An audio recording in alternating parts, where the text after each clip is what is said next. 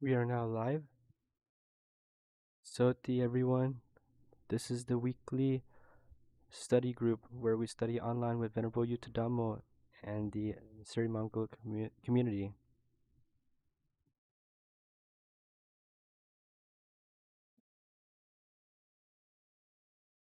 Before we begin and get into our reading, we will start with taking the 5 precepts together.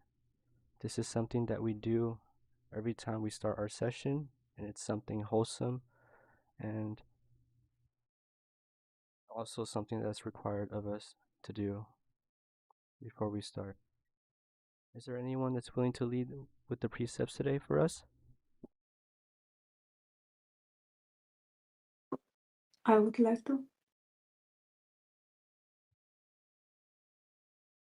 Thank you, Sanda. You may begin whenever you're ready. Aham bante ti saranena saha pancha silani yachami.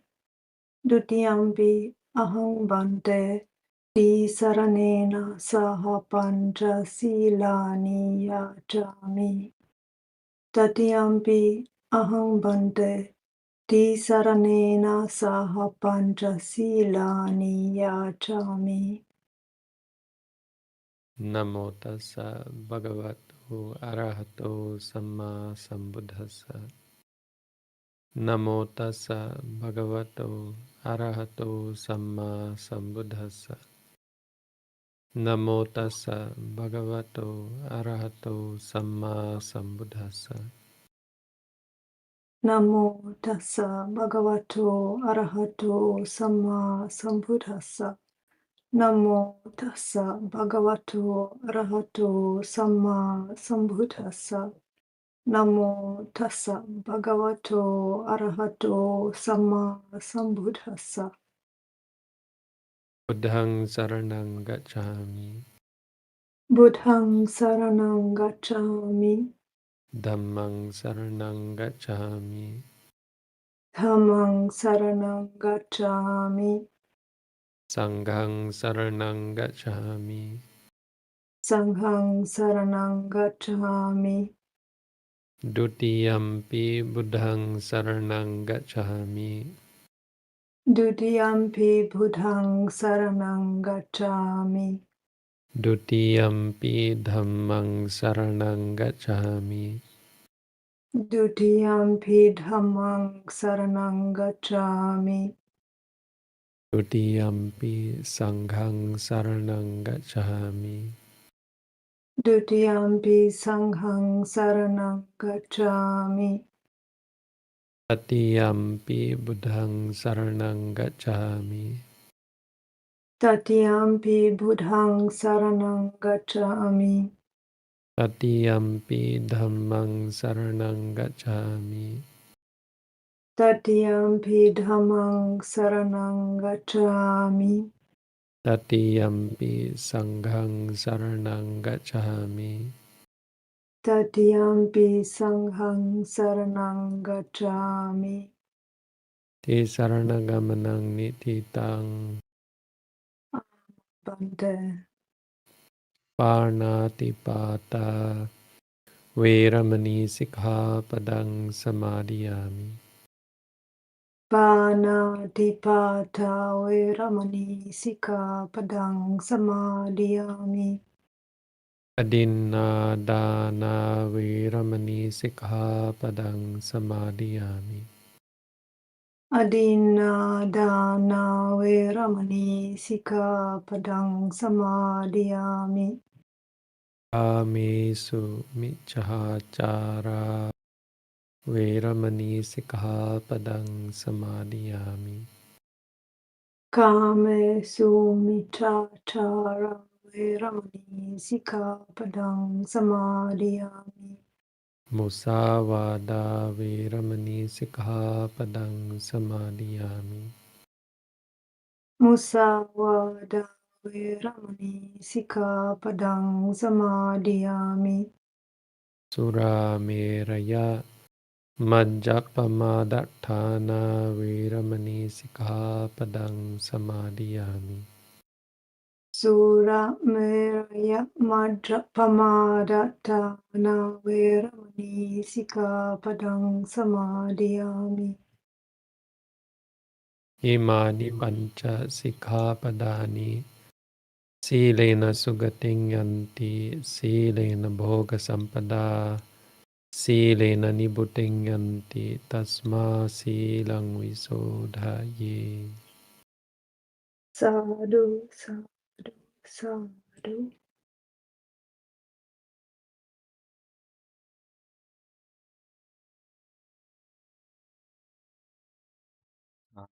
Sadhu, sadhu, sadhu.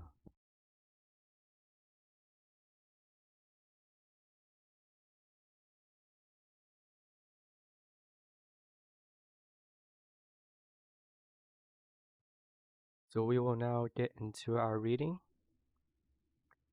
We are currently studying Mahasi Sayadaw's commentary on the Dhammacakkappavattana Sutta.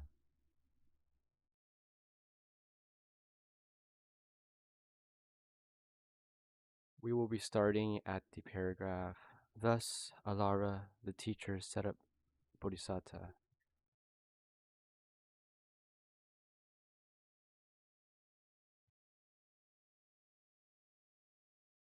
Ricardo, are you able to start us off today on our reading?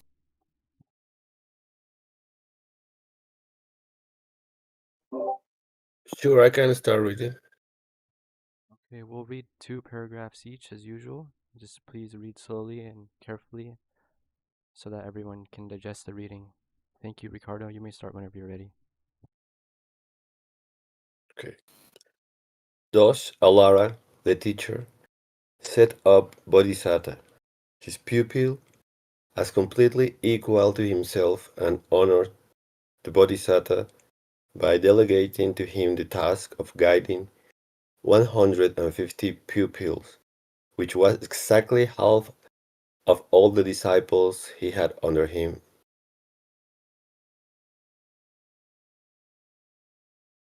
But Bodhisattva stayed at the center only for a short time.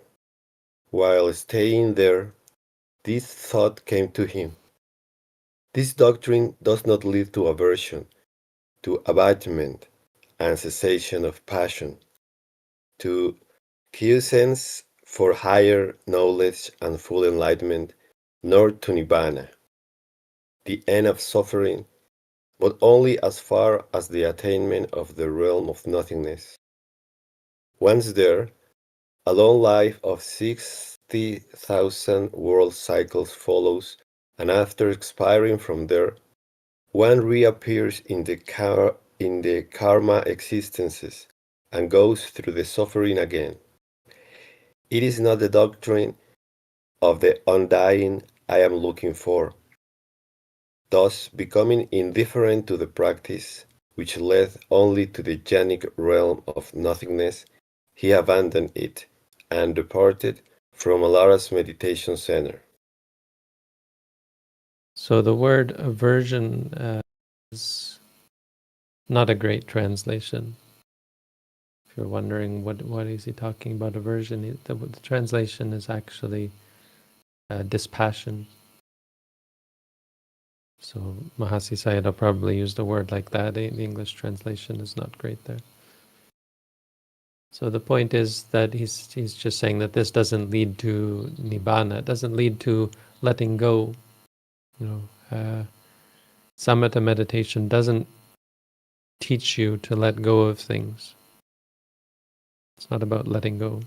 It's quite possible to be at least conceptually attached to the states that arise in samatha. Certainly still possible to have conceit, view of self. All of these things are still perfectly possible in the practice of samatha meditation. These sorts of meditation that Alara Kalama taught. So it doesn't make you lose interest in things because it is a thing. It's a sankhara, if you will. A sankhara means it's a formation. It's something that you cultivate, that you create, you form.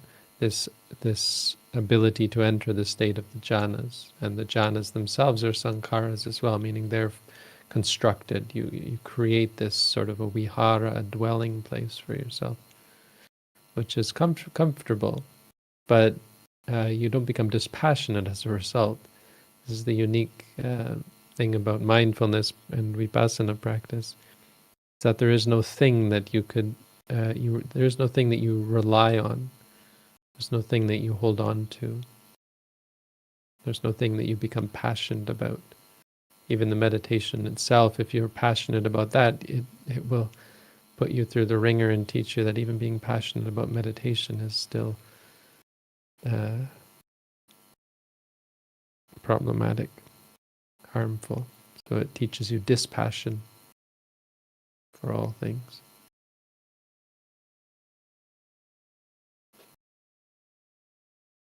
You realize this didn't do that.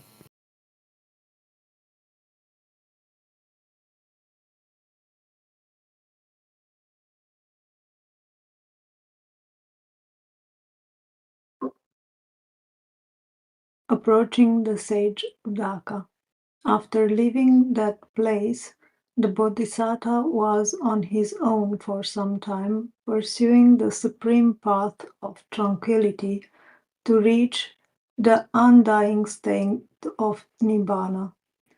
Then the fame of Ramaputta, the son of Rama, the disciple of the sage Rama, Udaka, reached him. He drew to where Udaka was and sought to lead the religious life under the Dhamma and discipline of the sage Rama. His experiences under the guidance of Udaka, how Udaka explained him the Dhamma, how Bodhisattva was impressed with the doctrine and practiced it, how he realized the Dhamma and recounted to Udaka what he had gained, were described in almost exactly the same words as before.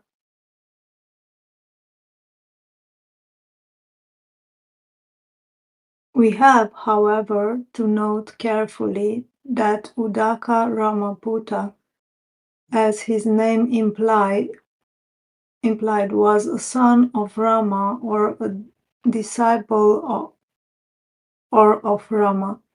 The sage Rama was accomplished to go through all the 8 stages of jhana and reach the highest jhanic realm of neither perception nor non-perception. But when Bodhisattva reached where Udaka was, the old sage Rama was no more.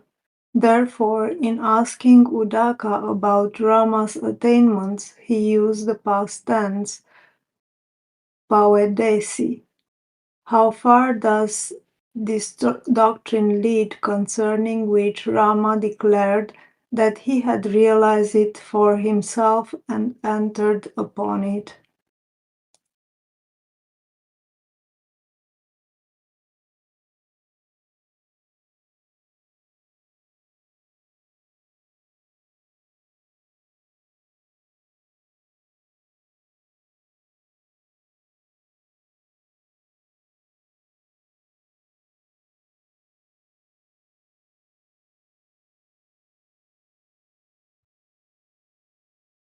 Please continue for us, Zach. Then there is the account of how this thought occurred to the Bodhisattva. It is not only Rama who had faith, industry, mindfulness, concentration, and wisdom. I also have them. There is also this passage where it was stated that Udaka set him up as a teacher. You know this doctrine, and Rama knew this doctrine. You are the same as Rama, and Rama was the same as you. Come, friend Gotama, lead this together, lead this following, and be their teacher. And again, the passage where the Bodhisattva recounted, Udaka, the disciple of Rama, although my companion in the holy living set me up as his teacher. These textual references make it apparent that the Bodhisattva did not meet with the sage Rama, only with Rama's disciple Uddaka, who explained to him the doctrine practiced by Rama. The Bodhisatta followed the method as described by Uddaka and was able to realize the stage of neither perception nor non-perception. Having learnt the doctrine himself and realized and entered upon the realm of neither perception nor non-perception, like the sage Rama, he was requested by Uddaka to accept the leadership of the company.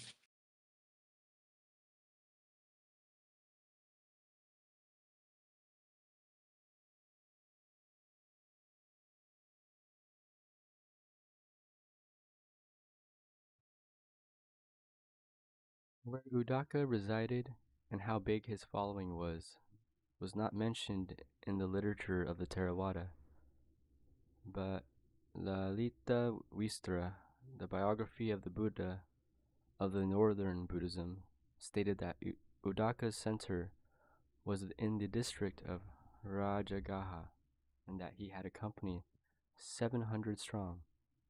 It is to be noted that at the time of meeting with the Bodhisatta, Uddaka himself had not attained the jhanic realm of neither perception nor non-perception yet.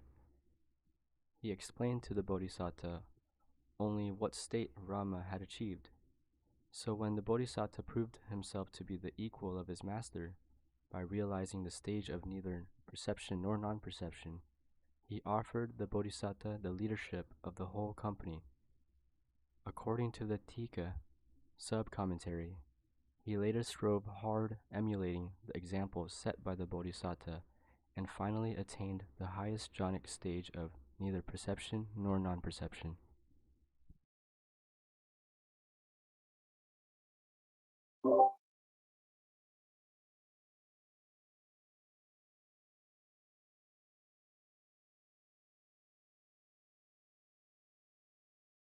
The Bodhisatta remained as a leader of the company at the center only for a short time. It soon occurred to him, this doctrine does not lead to aversion, to absence of passion, nor to quiescence for gaining knowledge, supreme wisdom, and nibbana, but only as far as the realm of neither perception nor non-perception. Once there, a long life of 84,000 world cycles is enjoyed only to come back again to the existence of sensual pleasures and be subjected to much suffering. This is not the doctrine of the undying I long for. Then, becoming indifferent to the doctrine, which leads only to the realm of neither perception nor non-perception, he gave it up and departed from Uddaka's center. Sorry, I misspoke. I said so. It's a list of terms that he uses. The first one is not dispassion; it's disenchantment. It's a rough translation. Nibbida is the first word. The second one is absence of passion, viraga. The third is upasama, which means tranquility or quietude. I guess quiescence means that. I don't really know that word. Nor to quiescence. So quiescence is separate. The next one is for gaining knowledge, which is abhinya. And then supreme wisdom is sambodhi,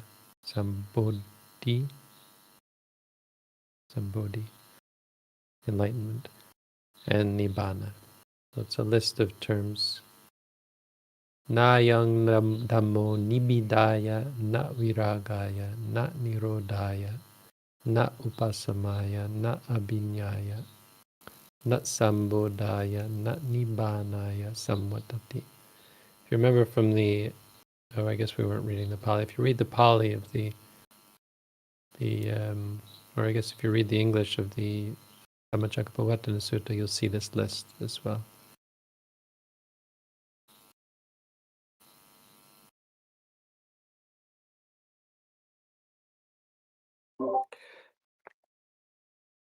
Okay, just one question, Bante. I don't remember if you just said it, but is there an equivalent of this state of neither perception nor perception in one of the days we review in the course. This is an attainment of samatha. In samatha meditation, it's not about vipassana. Oh, I see. Thank you. So these two teachers, that the Bodhisattva, this is the Bodhisattva who wasn't yet a Buddha. He practiced with these two teachers who taught focusing on a concept, on a symbolic idea in the mind, which can lead to very high states of absorption, very subtle states of consciousness, but have nothing to do with nothing directly to do with enlightenment. As the Buddha said, they don't lead to these things.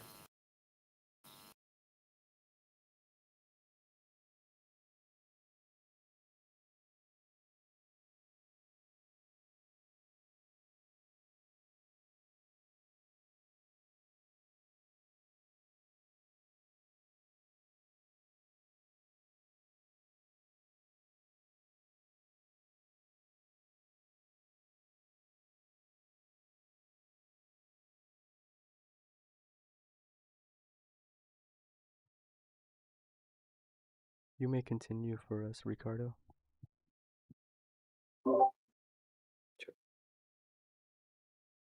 Practicing extreme austerities in Uruvela forest. After he had left the center, the Bodhisattva wandered about the land of Magadha, searching on his own the peerless path of tranquility, the undying Nibbana. During his wanderings, he came to the forest of Uruvela near the large village of Senanigama. In the forest he saw clear water flowing in the river Neranjara.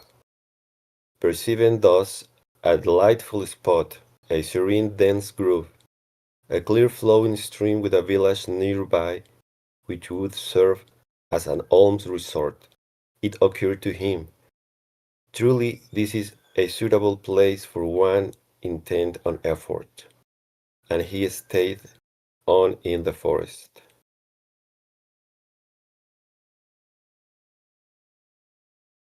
At that time, the Bodhisattva had not yet worked out a precise system of right struggle. Austerity practices were, of course, widely known and in vogue throughout India then. Concerning these practices, three similes came to the mind of the Bodhisattva.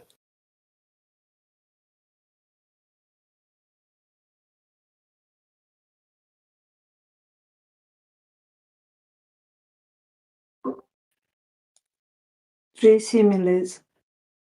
A log of sappy wood, freshly cut from a sycamore tree and soaked in water, cannot produce fire by being rubbed with a similar piece of wet sappy wood or with a piece of some other wood.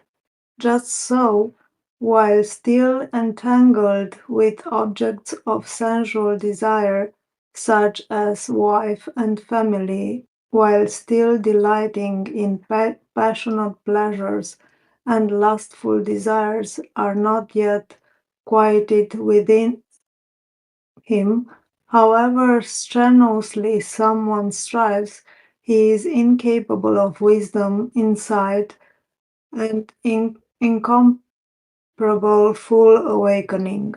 This was the first simile that occurred to the Bodhisattva.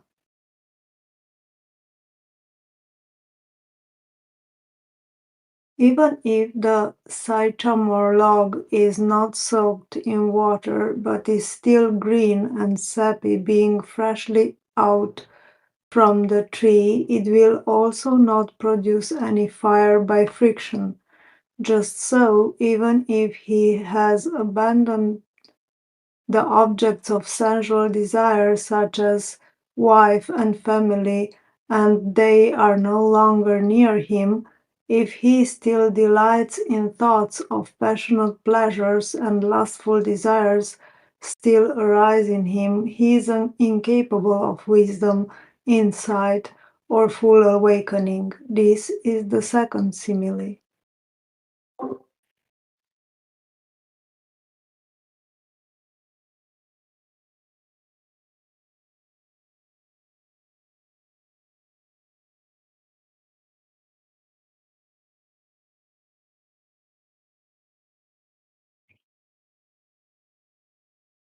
According to the commentary, this simile has a reference to the practices of Brahma Dhammika ascetics.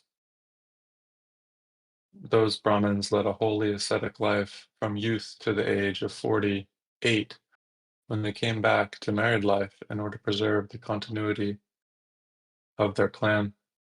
Thus, while they were practicing the holy life, they would have been tainted with lustful thoughts.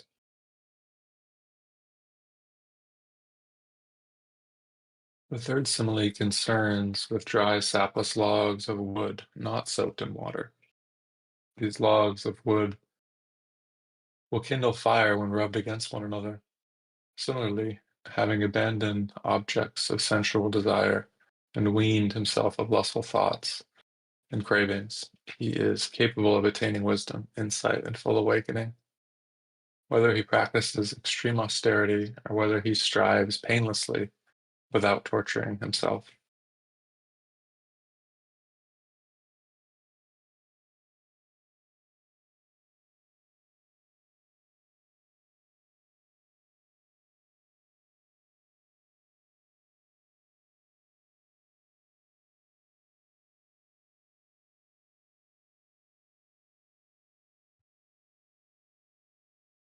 Extreme austerity of crushing the mind with the mind. Of the two methods open to him, according to the third simile, the Bodhisattva considered following the path of austerity. What if now, with my teeth clenched and my tongue cleaving the palate, I should press down, constrain, and crush the naturally arising thought with my mind?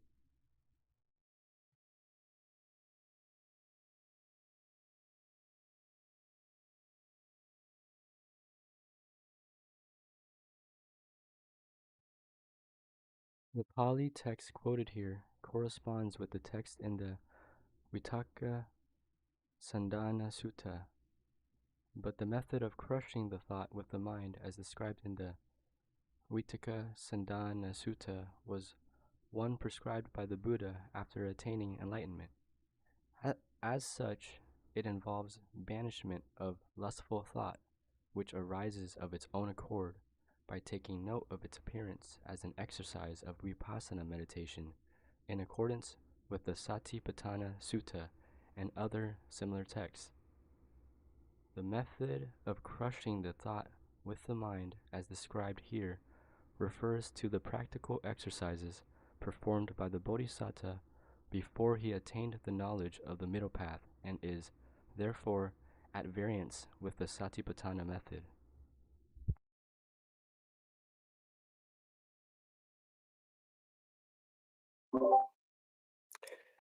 However, commentary interpretation implies suppression of evil minds with moral mind. If this interpretation were correct, this method, being concordant with Satipatthana Sutta and other texts, would have resulted in enlightenment for the Bodhisattva. Actually, this method led him only to extreme suffering and not to Buddhahood. Other austerity practices taken up afterwards also led the Bodhisattva merely into wrong paths.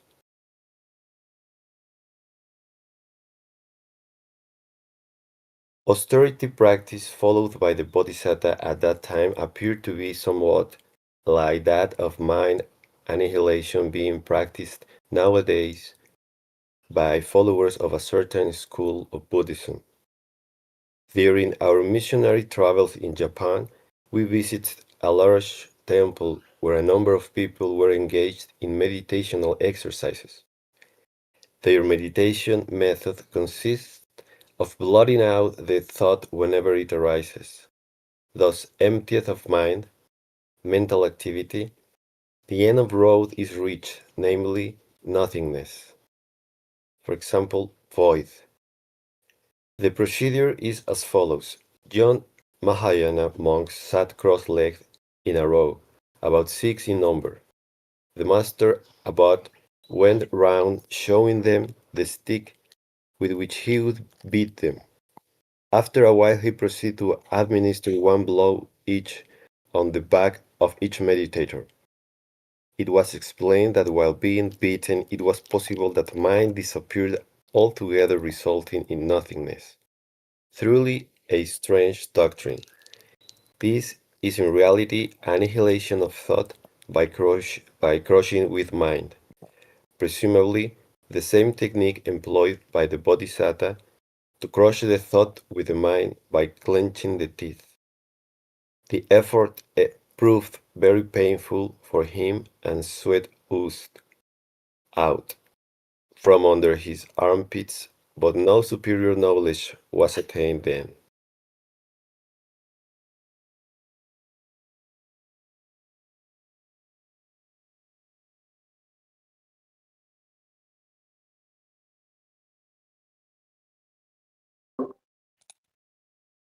Jhanic absorption, restraining the breath.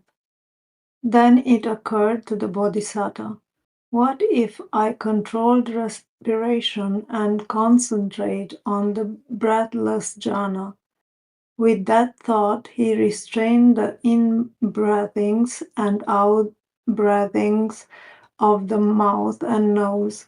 With the holding of respirations by the mouth and nose, there was a roar in the ears due to the rushing out of the air, just like the bellows of a forge making a roaring noise. There was intense bodily suffering, but the Bodhisattva was relentless. He held the in-breathings and out-breathings not only of the mouth and nose, but also of the ears. As a result, violent winds rushed up to the crown of the head, causing pains as if a strong man had split open the head with a mallet, as if a powerful man were tightening a rough leather strap round the head. Violent winds pushed around in the belly, causing misery, like being craved up by a sharp butcher's knife. And there was intense burning in the belly, as if roasted over a pit of live coals.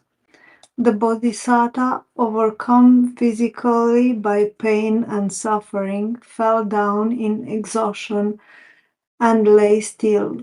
When the deities saw him lying prone, they said, "The monk Gotama is dead." Other deities said, "The monk Gotama is neither dead nor dying. He is just lying still, dwelling in the state of arahantship." In spite of all these painful efforts, no higher knowledge was gained.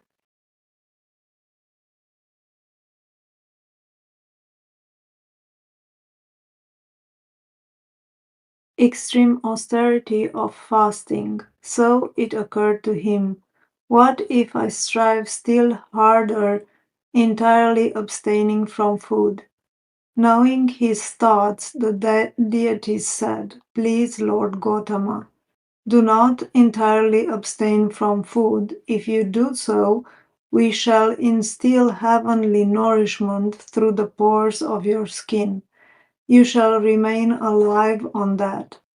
Then it came to the Bodhisattva, if I claim to be completely fasting and these deities should thus be sustained, that would be for me a life, should be life. The Bodhisattva rejected the deities, saying that he refused to be injected with the divine nourishment. Yeah, the grammar here is there's something wrong there. If I claim to be completely fasting, and and by these deities should thus be sustained, so it's the deities are sustaining him with their nourishment, apparent somehow. I don't understand the last part. You have to look at the Pali and see what the actual Pali says, but he's basically saying it. That would not be a holy life, or that would make his efforts futile. Like I couldn't possibly abstain from food because these angels won't let me.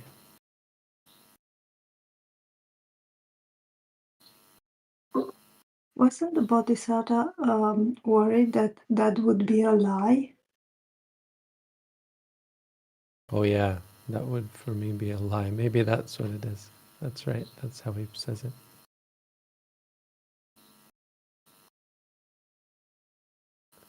He would be saying that he was not taking food, and he actually was. Claim would be a lie, yeah.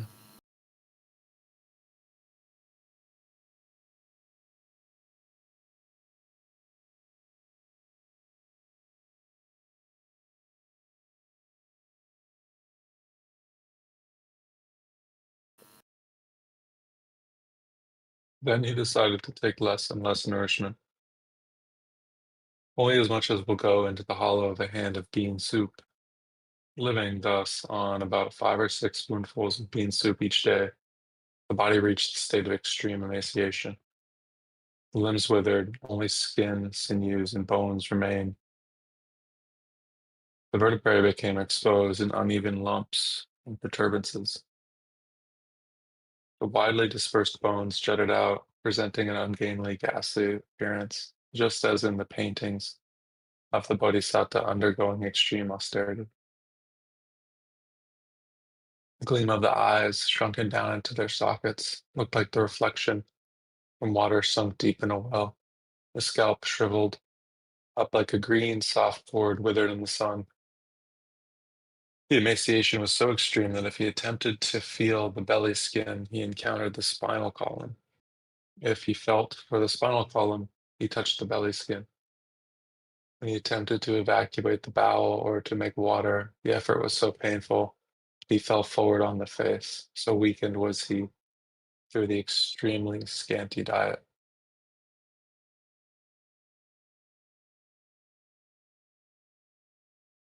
Seeing this extremely emaciated body of the Bodhisattva, people said, Monk Gotama is a black man. Others said, the monk Gotama has a brown complexion. Again, others said, the monk Gotama has the brown-blue color of the torpedo fish. So much had the clear, bright, golden color of his skin had deteriorated.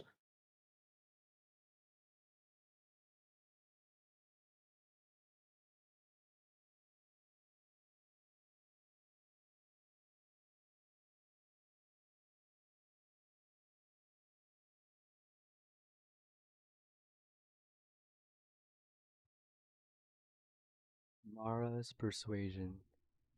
While the Bodhisattva strove hard and practiced extreme austerity to subdue himself, Mara came and addressed the Bodhisattva persuasively in beguiling words of pity.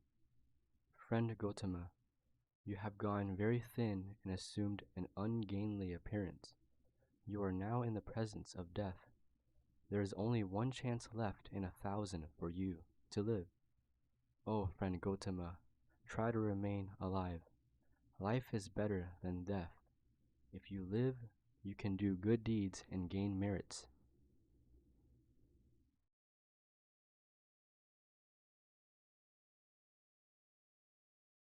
The meritorious deeds mentioned here by Mara have no reference whatsoever to the merits accruing from acts of charity and observance of precepts, practices which lead to the path of liberation, nor to merits which result from development of vipassana insight and attainment of the path.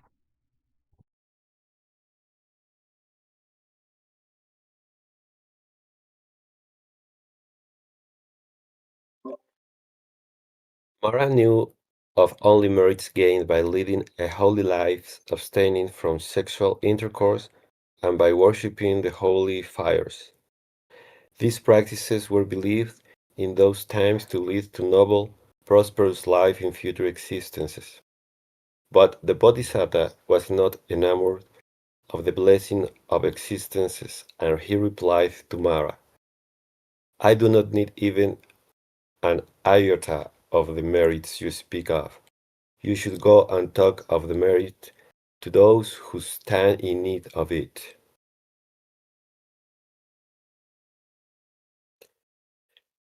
A misconception has arisen concerning this utterance of the Bodhisattva that he was not in need of any merit. It is that meritorious deeds are to be abandoned, not to be sought for nor carried out by one seeking release from the rounds of existence like the Bodhisattva. A person once approached me and sought elucidation on this point. I explained him that when Mara was talking about merit, he did not give in mind the merits which accrued from acts of charity, observance of precepts, development of insight through meditation or attainment of the path. He could not know of them, nor was the Bodhisattva in possession then of precise knowledge of these meritorious practices, only that the Bodhisattva was then engaged in austerity exercises, taking them to be noble ones. Thus, when Bodhisattva said to Mara, I do not need any merit, he was not referring to the meritorious practices that lead to Nibbana, but only to such deeds as were believed then to assure one of pleasurable existences. The commentary also supports our view.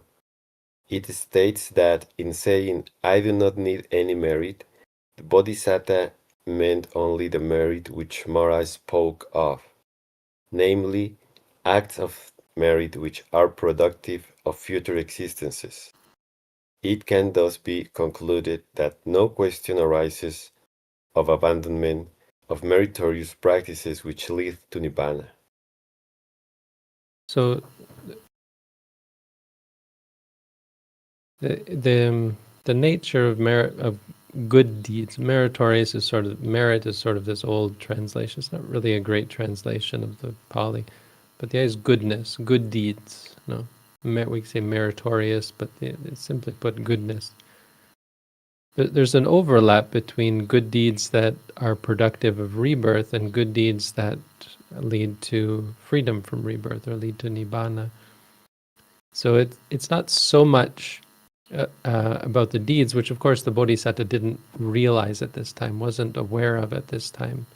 So at this time, there was much more of a split, a divide in his mind between the worldly ways of seeking out a better life in the future, a better afterlife, a better next existence, and the practice of giving up the rounds of rebirth, to not be reborn again, because being reborn again just leads to death again. But the truth is that a lot of those practices, like that he mentions, like charity and ethics and various meditation practices, lots of different good deeds that you can perform in the practice of meditation of all kinds. So there are many of these. Even the practice of samatha meditation is supportive. These practices are all supportive of the path. In actual fact, it's much more about your intention and your perspective on these things, your outlook, why you undertake them, and the place that you put them in your practice. If giving charity is your main practice, your practice even as a Buddhist, then you're not on the path to become free from suffering. But if you understand that charity is, for example, supportive of your practice on the path, then it certainly will support the cultivation of insight and mindfulness. Obviously the same with ethics. Someone can be ethical for various reasons, but if you're fixated on being ethical, thinking, based on this, I'll be reborn in heaven, or so on, or I'll be reborn in a good way.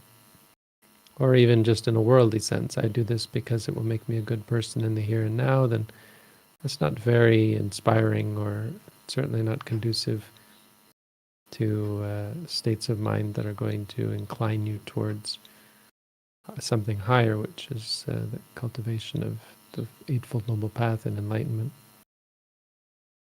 But if you understand that in order to practice and cultivate mindfulness and wisdom, focus the mind even, you need ethics. Then ethics, you understand its place and put it to good use, and understand that it's actually essential on the path. So the Bodhisattva was much more making a statement here. He was saying, I don't need this narrative that you have, Mara. I know what you're on about. Because for Mara wasn't against people being good people. He wasn't trying to make people evil. Maras in general try to make people be productive. They mess with not just humans, but they mess with the universe in general, trying to create. They are the devas that delight in the creation of others. So they're only happy when other beings are creating. So war is a creation. They delight in the war, but they also delight in peaceful worldly striving, like building of cities and monuments and so on. These are the kind of things that Maras delight in. So merit, he had the idea that the Bodhisattva was a good person and probably enjoyed merit, so he thought he would entice him, thinking you could do all these good deeds in the world. But the Bodhisattva understood that the path that Mara was talking about was just to be reborn again, trying to trick him basically into doing what he liked so that he would be productive. Buddhism is kind of unproductive. The whole idea is to stop being so terribly productive. Stop throwing more wood on the fire.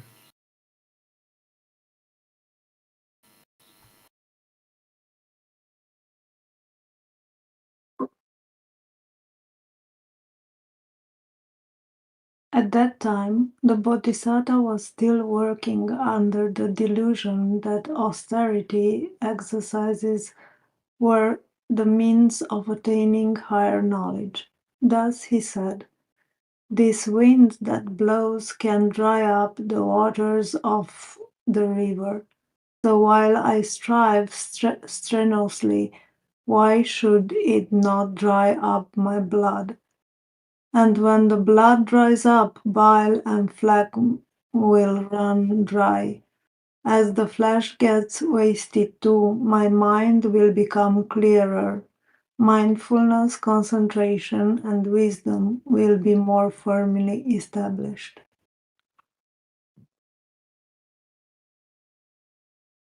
Mara was also under the wrong impression that abstention from food would lead to liberation and higher knowledge.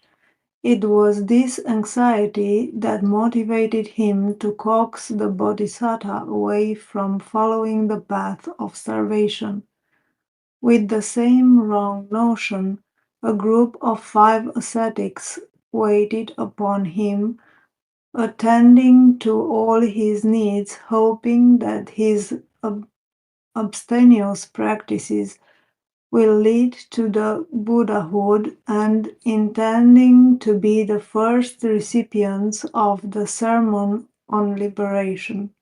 It is clear, therefore, that it was a universal belief in those days that extreme self-mortification was the right path which would lead to enlightenment.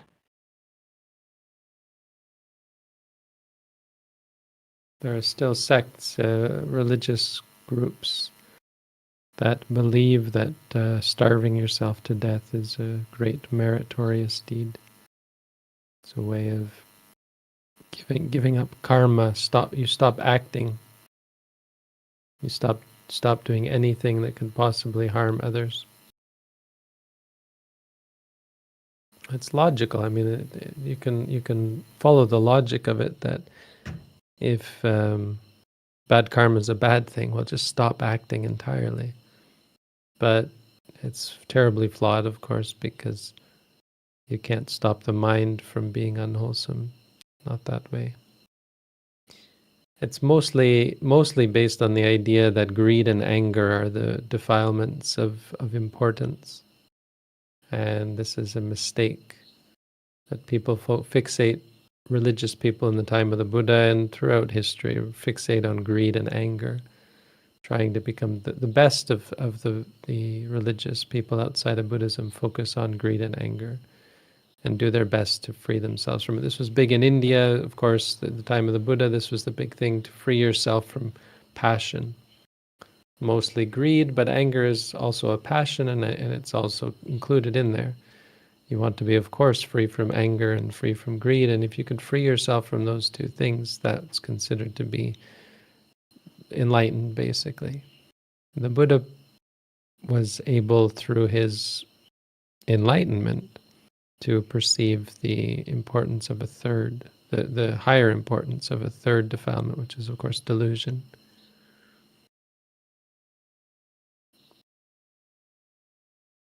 And this you can never free yourself from, not by starving the body. You can weaken the body so much that you never really notice any greed or anger.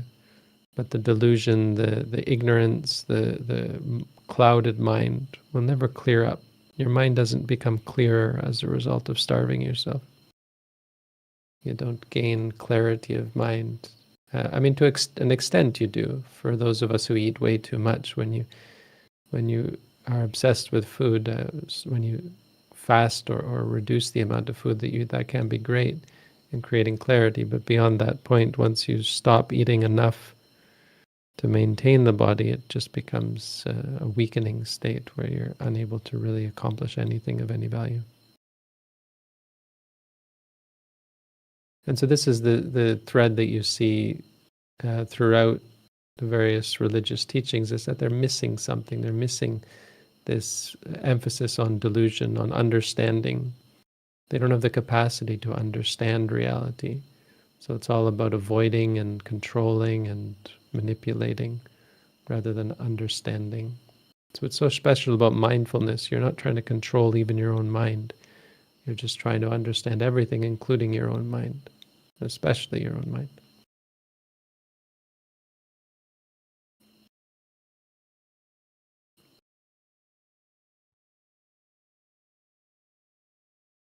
Bhante, there was a question during our reading. The question is, so are there maras with good intentions and also those with bad intentions? Your mic is pretty weak, pretty low. I can't hear. So I can hear you, but may want to increase the volume. So maras with good intentions and bad intentions. Well, good intentions is a broad category. I mean, good intentions is on the very technical level is just any good karma, and maras, of course, have lots of good karma that they perform.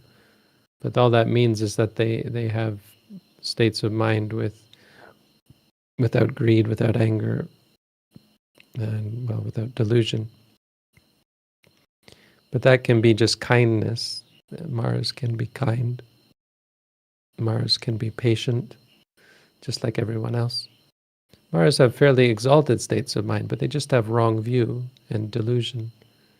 And it can lead them to get angry, it can lead them to get greedy, but mostly their greed is confined to their excitement about controlling, manipulating, and encouraging the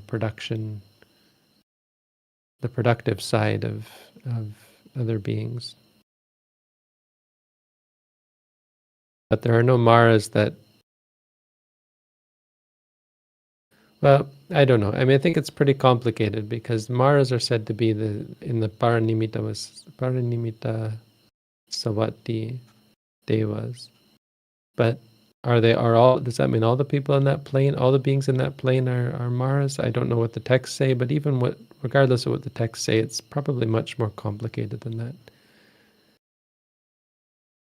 Are all Maras like that? Are all Maras Maras? Are all Paranimita Vasavati Devas like that?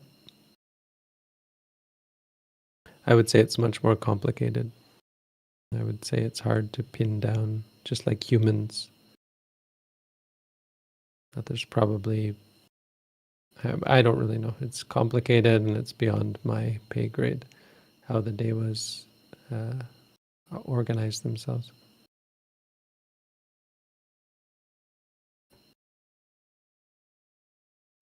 All we know is that there are these sorts of beings that delight in preventing Buddhist people from becoming enlightened because it's so unproductive.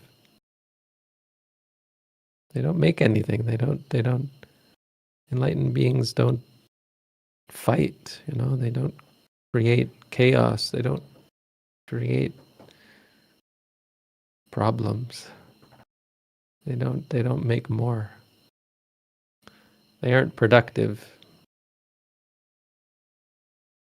They don't become the mother and the father of anything. The mother or the father of anything. They don't have children. Arahants become less and less and less until they just disappear.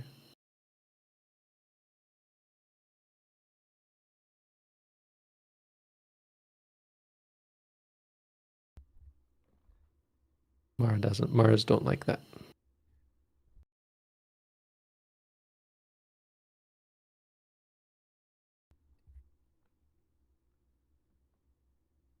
Thank you for answering that, Bhante.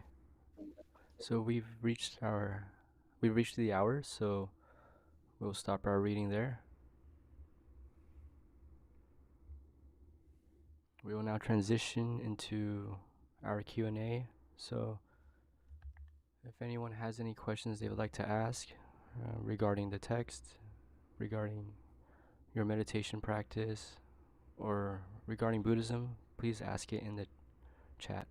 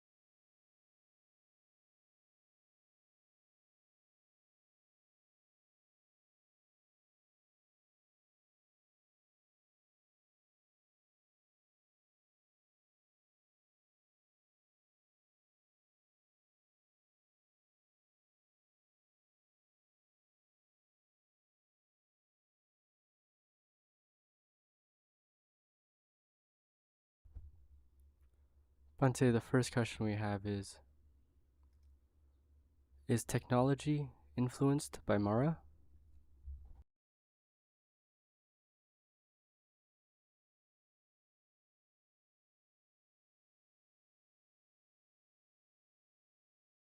That's pretty perceptive. Yet,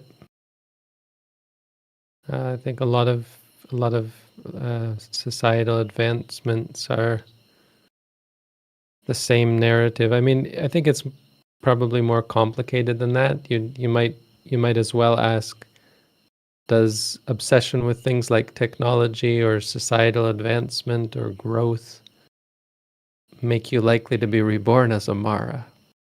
I think there's something there, but it's not one or the other. It's more just this is what we're talking about. This is why Maras are born, because of this inclination amongst beings to create, to grow, to become more. Maras just take that to an extreme degree and become very powerful in that realm. It's like kings or politicians, you know. They seem so powerful. Like Mara seems so powerful. And in some ways, they're much more powerful than Buddhists. You could say even more powerful than the Buddha. That's not fair, probably, but most Buddhists. But they seem more powerful, is all I mean to say. Even seem more powerful than the Buddha. I think it's fair to say they seem more powerful than the Buddha. And what I mean by that, they do more. They accomplish more, like a politician or a king makes so much and exert, because they exert pressure. The Buddha didn't exert his influence physically on hardly anybody, occasionally and pretty impressively, but for the most part didn't. Whereas kings are constantly cutting off people's heads, having people tortured, and engaging in economic activities like a president. One of my teachers in university made a comment that was just so horrible. I thought, I couldn't believe she said that to me. It was something about how the best thing I could do as a Buddhist would be to support the right political organizations. It would be the most impactful thing I could do. Basically, that she didn't see she denied the impact or the value of any other spiritual practice. Like she knew I was teaching meditation right at the university. That certainly wasn't nearly as useful as political activism, which I can appreciate the idea. You know, it is much more impactful. It's creative. It creates what are ostensibly good institutions, but kind of pitiful in the end. You know, in the end, from a Buddhist perspective, it's quite the opposite. The king of the world is quite pitiful. Maras are pathetic, which is funny to think because they have such a profound and incredible influence in a worldly sphere. But that's just it. No matter how big or powerful their influence in samsara is, it's all pitiful because it's all just samsara. It's like the biggest beetle in the dung heap.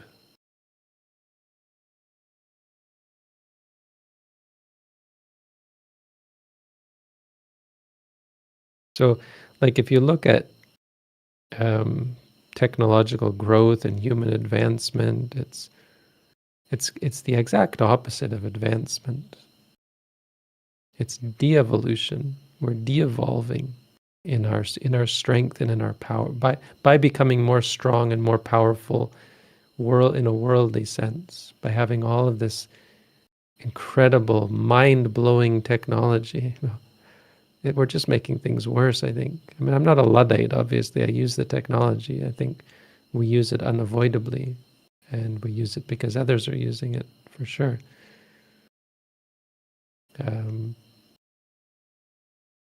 But the constant need to grow and need to advance is something interesting to pay attention to. You know, economy is all about growth. You know, a company has to grow in order to be successful, but you can't grow forever. It's just, I mean, this is clearly Mara. The idea of eternal growth, economic growth. It's worse than Mara. There's so much evil involved there, and manipulation and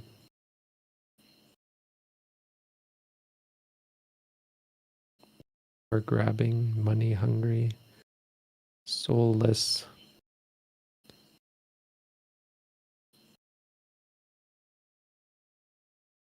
Hell spawn, you know.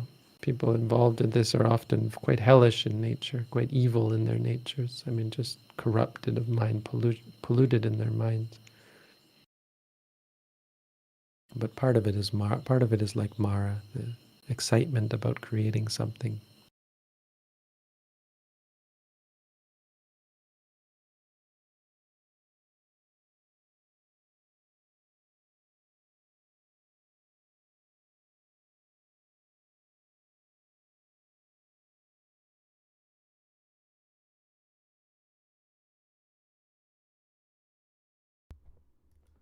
The next question, Bhante. Sometimes I perceive the rising of the abdomen in sections, or one after another. For example, noting rising, rising, rising. Is this just an interpretation of the mind? You should still just note it once. Just note the rising until the end. When you note it in pieces, that's actually a sign of seeing a rising and ceasing. I mean, it's a sign that your mind is sharp. So it's a good sign. I think you should still just note rising until it finishes, even if you notice that. You can also note if you feel the vibration or the break. You can note knowing or feeling or something. I think saying rising, rising, rising isn't really recommended.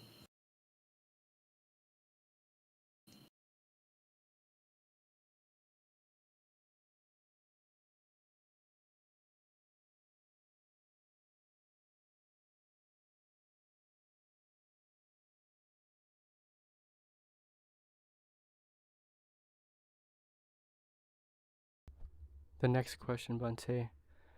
Can vipassana arise through contemplating the three characteristics only, or would this only lead to an intellectual acceptance but not personal knowledge? Yes, that does not lead to personal knowledge. It's like asking if wisdom can lead to wisdom, and that wisdom cannot lead to wisdom. Because what you're suggesting is that you should apply your attention on wisdom to evoke wisdom. It's not how it works. Wisdom has to come from something. So the question is, what does wisdom arise from? And mindfulness is, in a basic sense, mindfulness is that which gives rise to wisdom. That's why you hear about sati panya, mindfulness and wisdom, or sati and panya. Sati sampajanya is another pair. These two go together. Sati is, we translate as mindfulness. That it means something like remembrance. And sampajanya is just another word for wisdom, really. But yes, it's sati that leads to wisdom. And that's important, because otherwise people do this sort of thing where they try to contemplate the three characteristics, totally missing the point of the practice. And it's a two-step process. It's a many-step process, but the two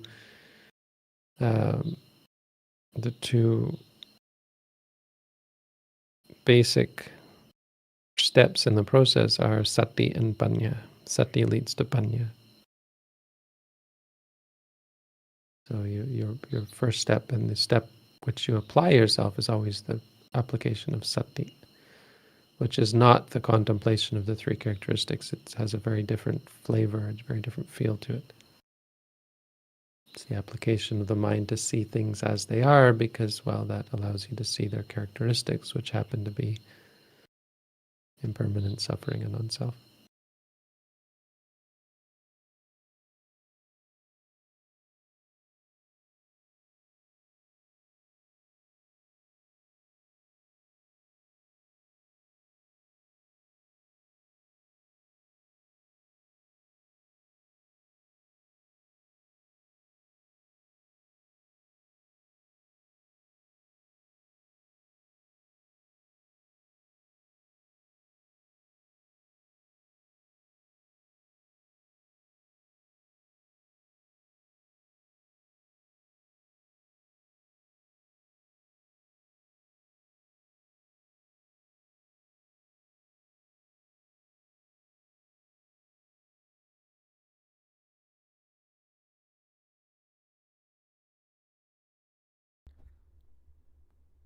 On to the next question.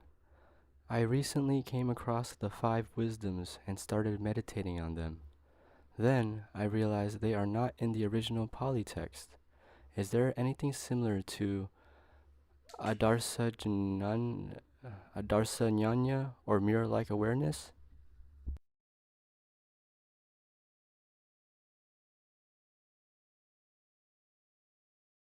Yeah, I've heard of that. I don't remember what it is exactly. I mean, I don't think it's a valuable question to ask whether there's something similar. I mean, if you're interested in the Theravada, you should focus on the Theravada because the philosophies are varied. Let's put it that way. Like I would assume that some Mahayana meditation practices and theories and views are similar to what we teach, but I know many of them are not. Many of the views are divergent. I mean, you find that in Theravada. Even in the Theravada, there are many divergent views and ideas. But I think it gets worse the further afield you go. So I wouldn't use any extra Theravada texts. Not if you're interested in this sort of practice. I mean, I wouldn't. I'm probably one of the most orthodox Western teachers or Western Buddhist practitioners out there. I'm among the most orthodox, I think. So if you're asking me, Theravada and Theravada only. That's what I study, practice, and teach.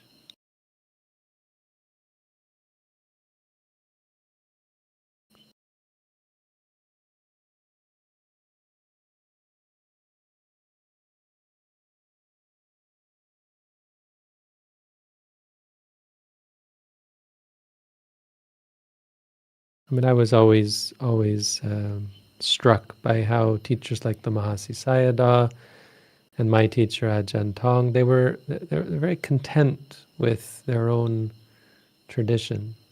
You know, they're not trying to. Mahasi Sayadaw is good in that he has this knowledge of other traditions. Ajahn Tong did this as well, where he'd talk about other traditions, but it's always, as you see with Mahasi Sayadaw, it's kind of derisive in the sense we're not really interested in what they have to say. It's not like we're trying to incorporate their teachings into our teachings. It's not what we teach. It's just not part of what we do. Ajahn Tong once went to stay with went to visit, I guess, a Vietnamese monastery in the UK. And one of the monks showed him his finger, the stub of his finger that was missing. He was missing a finger. Because what he had done is he had used his finger as a offering to, I don't know, to Buddha, or maybe not an offering, as a dedication to his path to become a bodhisattva, I don't know. And he burnt his finger. He put his finger into a candle flame and burnt it to the stub until the finger was completely burnt off. And Ajahn Tong said, I think he was telling this he had just come back from his trip abroad, and he was telling all of us about it, in all the villagers in Jamtong. And he said, I think if any of the people here had done that, any of you had done that, you would have fainted or something. There's no way you'd be able to do that. He was praising this monk to an extent, saying, you know, these guys certainly have confidence, have faith, you know, in themselves and confidence. I don't think any of us could hold a candle to it.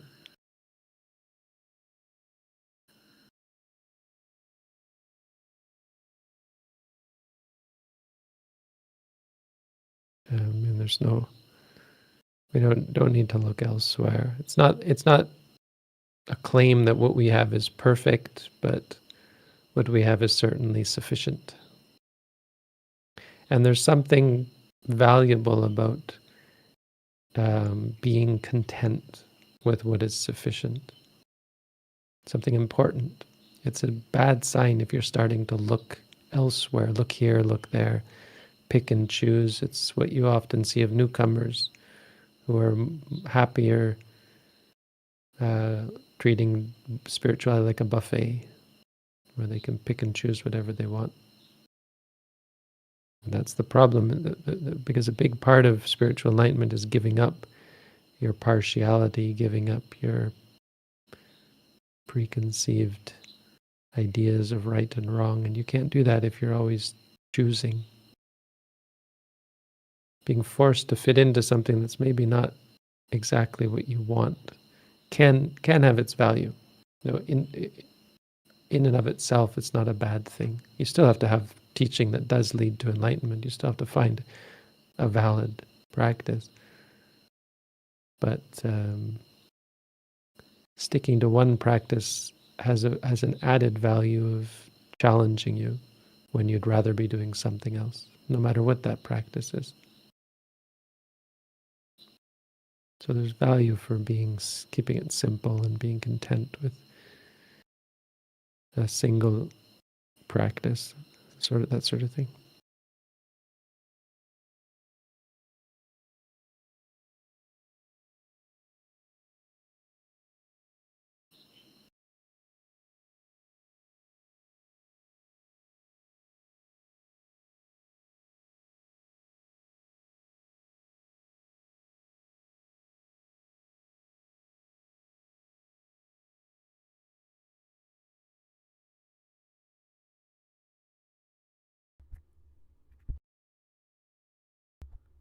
The next question, Bante.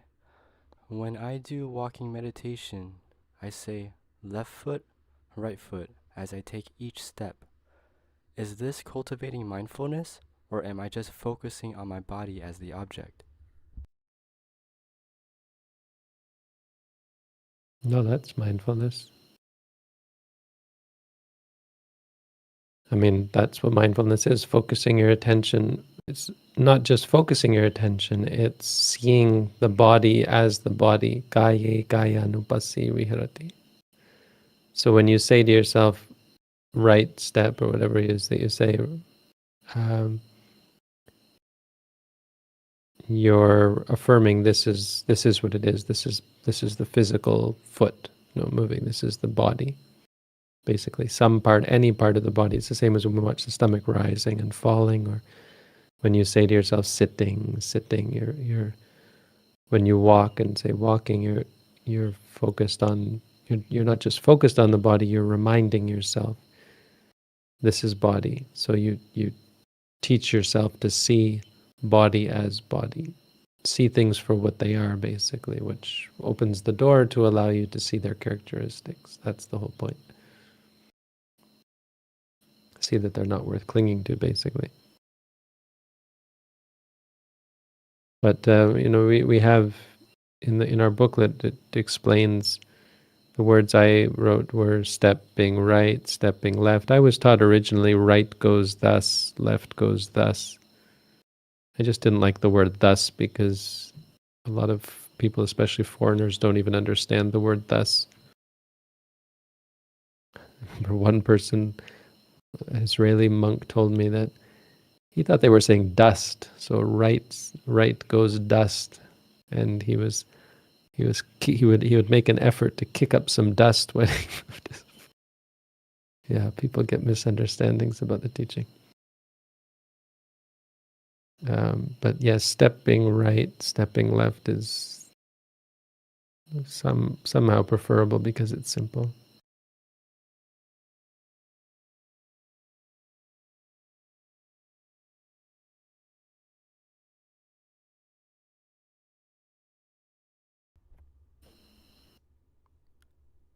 The next question, Bante. Should we understand Mara's appearance in the text as entities within our minds instead of actual visions? We should understand Mara as beings.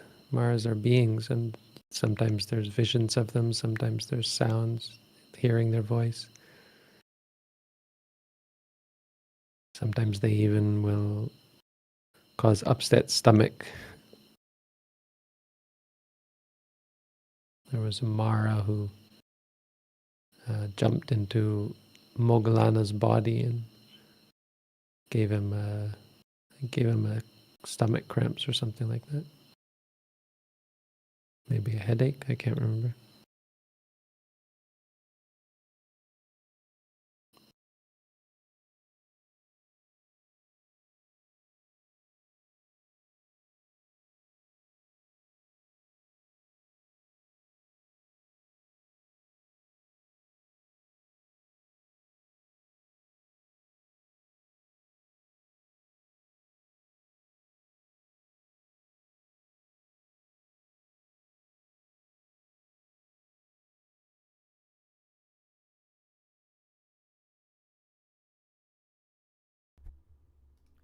The next question, Bhante.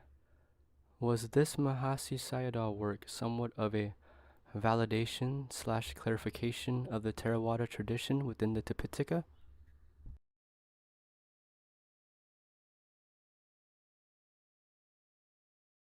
I don't quite understand this question, but I mean, it's a commentary, so it's his explanation. It's talks actually that he gave on the Dhammacakkappavattana Sutta. So he just went through the whole of it. He hasn't even gotten to the sutta. He's still talking about the introduction or what led up to the sutta.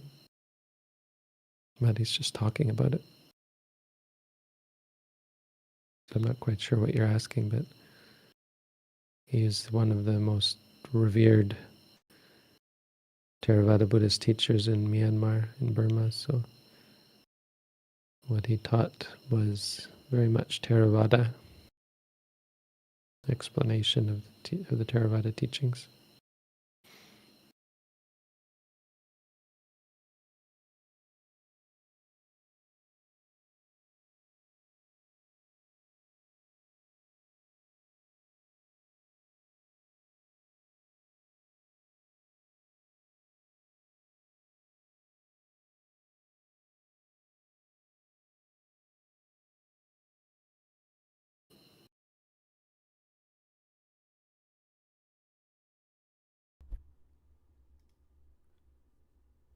The next question, Bhante.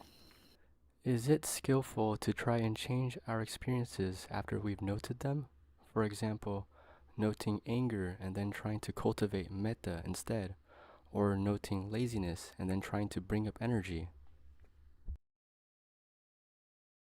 No, that's not great. The idea of trying to bring up energy or bring up kindness or so on is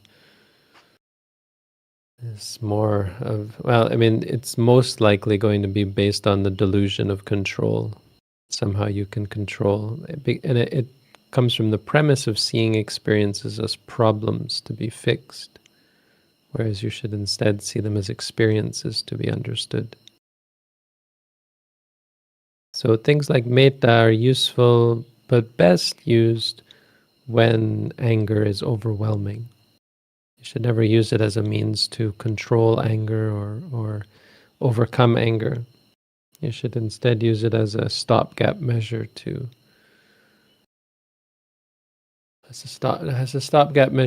overcome intense anger, but also as a general lifestyle choice to help slowly wean yourself off of anger. So it's not like when anger comes, you use metta and suddenly, poof, you fix the problem, but more cultivate it daily so that you're a more kind and loving person as your character, because that's supportive of the main practice of mindfulness. But when you apply mindfulness, you shouldn't abandon it in favor of metta, because that's basically what you're doing. You should instead note it until it goes away, even if that's a long time. You're not trying to make it go away, because what you learn from that is that you can't make it go away. You're not, on a basic level, you're not in control. It's not you getting angry. I mean, saying it's you getting angry is just it's just a misstatement of what's actually going on. It's not accurate. It's not an accurate description of what's happening. And when you pay better attention, you see that the anger just arises by itself, stays as long as it's going to stay, and then disappears. That's hard to see. That's what we don't see. And that's like non-self, seeing non-self.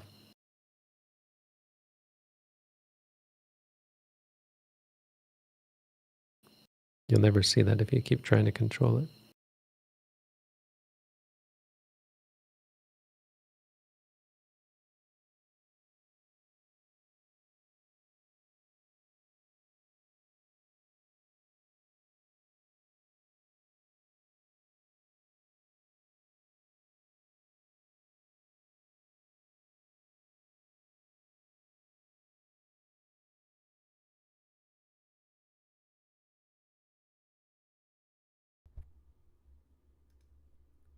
The next question, Bhante.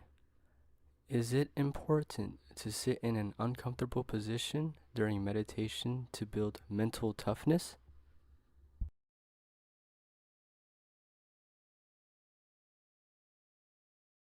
It's important to sit in a stable position. It's best if you sit in a position that is moderate, as in not focused on comfort, but also not focused on discomfort, and not intentionally for the purpose of providing comfort, but not also intentionally for the purpose of providing discomfort, purposefully. So it's better to say that it's okay, or it's proper to confront and face and experience discomfort during meditation as it arises. It's not proper to sit purposefully hoping or trying to cultivate discomfort. But the same goes with comfort. It's okay to feel comfortable. But if you're choosing a position specifically because it makes you comfortable, that's a problem. That's problematic. The best is to sit upright if you can, without leaning against anything. Sit cross-legged with your one leg in front of the other.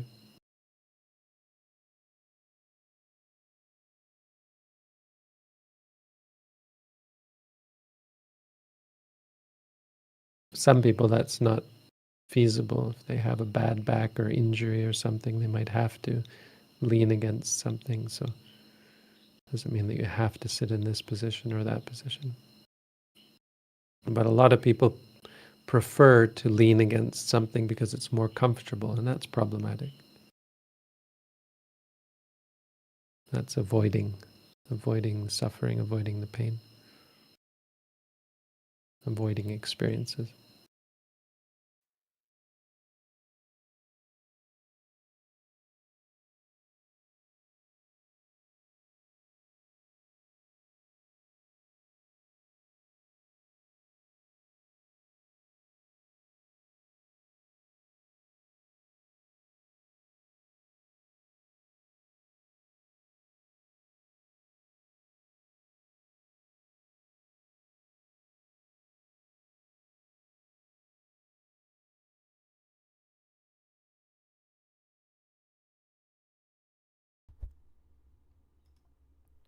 The next question, Bhante. Before your Q&A last weekend, I thought walking meditation emphasized the intention of moving the foot, but it seems not so different than intentionally sitting in sitting meditation. Is this correct?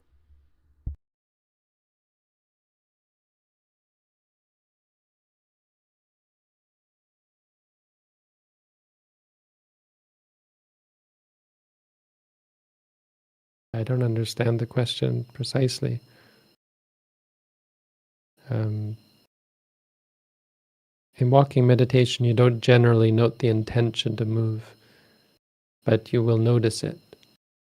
But it's just too intense to try and note every intention, but you will notice it. You'll notice it as you note lifting, placing, or stepping right, stepping left, and so on. You'll also notice the intention that precedes it. You'll notice these sorts of things. We sort of introduce people to intention by having them note intention to change posture when you move between walking, standing, sitting, and lying. From one or another of these postures to the other, you should note the intention to switch. So when you want to stand up, say wanting to stand. When you want to sit down, say wanting to sit down. Note the intention. It can be valuable. When before you start walking, wanting to walk, walking.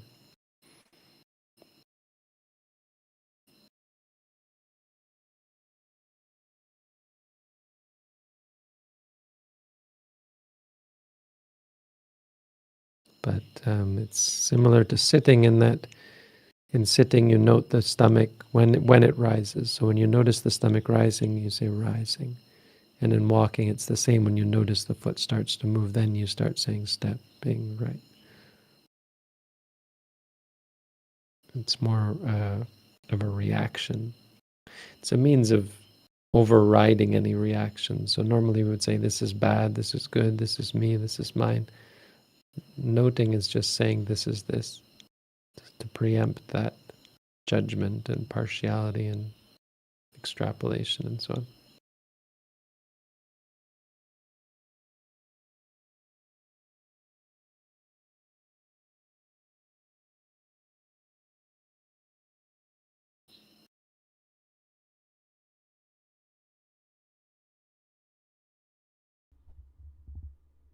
Bhante, the next question. In the modern world, most people in the world have to work half of their waking hours to feed the stomach. Would this be considered the work of Mara?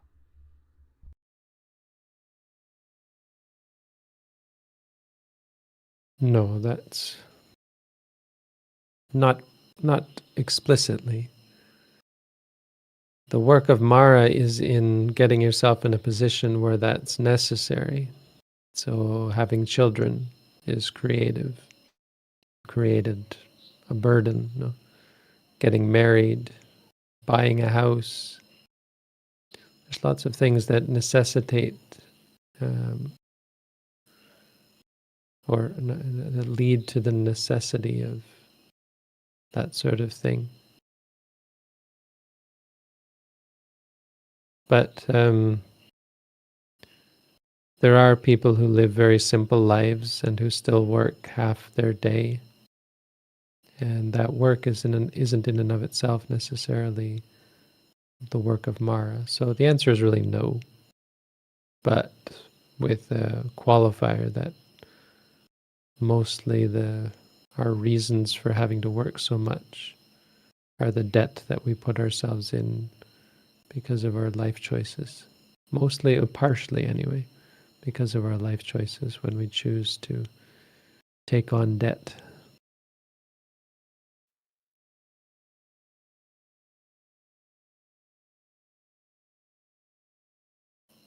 Like monks even work. Monks have to work and spend hours of their day working. I work, right? This is could be considered work, but I also do sweeping and have to. There's chanting and that sort of thing.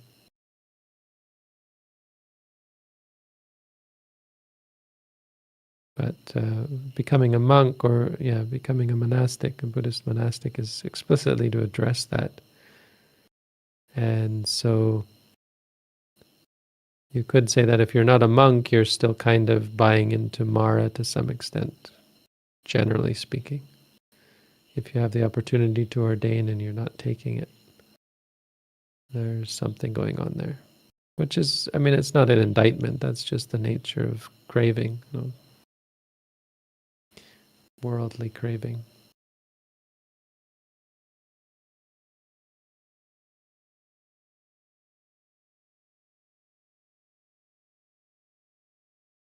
It's our true mother. Our true mother is Tanha.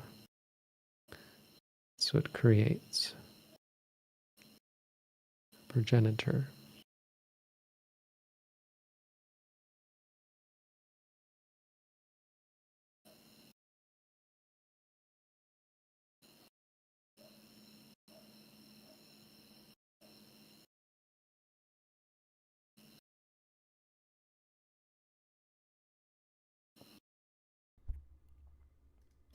Bhante, the next question. Is it true that yawning, cracking knuckles, and stretching are considered unwholesome activities? How is this related to right view?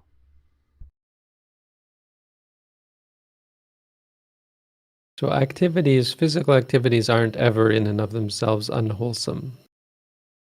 Not in and of themselves. Unwholesomeness is a mental quality. So you could say that certain deeds can never be performed without unwholesomeness, but those are usually confined to things like killing or stealing, lying. These things cannot occur without unwholesomeness. Yawning certainly doesn't fall into that category.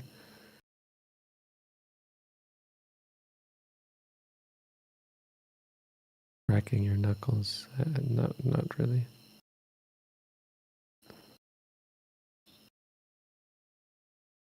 Stretching. I mean, there's a lot of stretching that is indulgent, where you do it because we enjoy the feeling. And so there's unwholesomeness. But the activity isn't the unwholesomeness. The unwholesomeness is the intention leading to the activity. The activity does reaffirm the unwholesomeness. One thing about acting on your desires is that it's productive. It's throwing fuel on the fire. It's conducive to further inclination. Reinforces the desire, the inclination.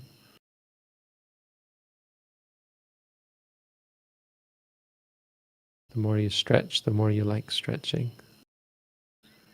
The more uncomfortable it is when you haven't stretched. It's interesting because sitting in meditation without stretching can be torture, especially for people who are used to stretching when they feel uncomfortable. And it's very powerful to have to sit through and go through the physical discomfort of not being able to stretch. It's liberating. Frees you from it trains you until you're free from the attachment to the pleasure of stretching, for example.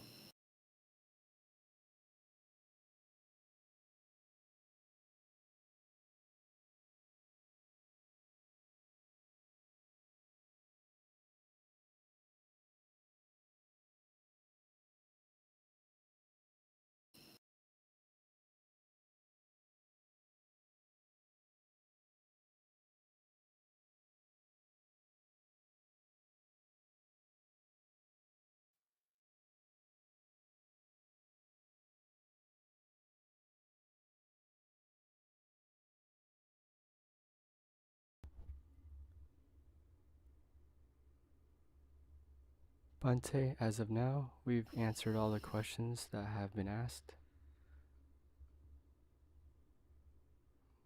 All right, we'll stop there then. Thank you all for coming. I appreciate mostly all the people who, those few of you, 3 of you, 4 of you, who came out to read. Appreciate that we have people still coming to read. But also appreciate the people on YouTube that you are coming to just listen and to take part and to ask questions. Appreciate everyone's interest in the Dhamma. Appreciate your interest in the practice and your practice of meditation. Wow. I apparently just posted in the chat. That's not me. Someone's posting as me in the chat. Sorry, Bhante, that was me. Are you logged in as me? How does that work? I think I'm listed as an editor, and I forgot to switch accounts. I'm sorry about that. That's okay. I just wonder how that happens. I guess it's because it's the YouTube. It's not me, it's the YouTube account, right? Yes. Okay. Thank you all. Have a good week. Sadhu. Thank you so much, Bhante. Thank you everyone for coming. Sadhu, sadhu, sadhu.